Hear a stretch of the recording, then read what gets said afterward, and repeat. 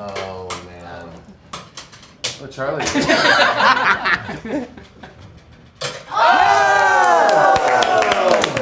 A good omen for the movie.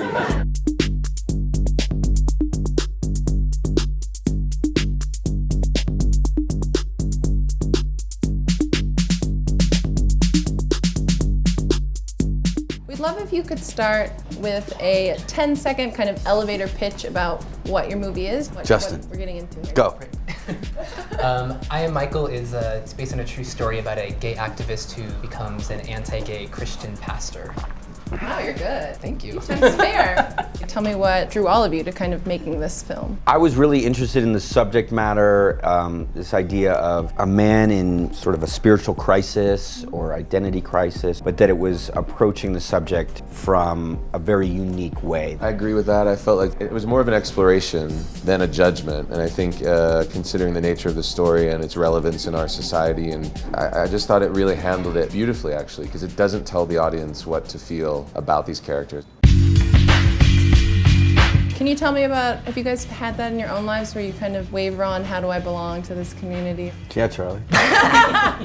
Yeah, I think identity, it can be an incredibly comforting thing to feel like you belong with a group of people and to self-identify. At the same time, it gives a limited sense of who you are. And I know personally that what I'm looking for in my life is to have a sense of serenity about who I am. And I think that the movie captures that, too. There's been some infringements on free speech with this little movie called The Interview you may have heard of. What do you think Hollywood needs to do to kind of protect artistic expression?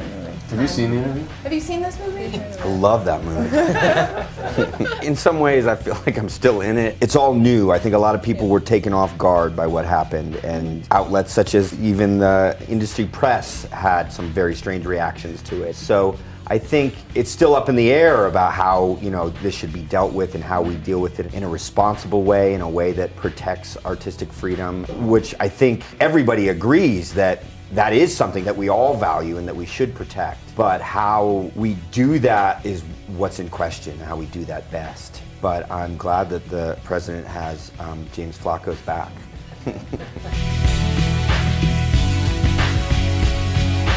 Bye, Hollywood Reporter. Reporter.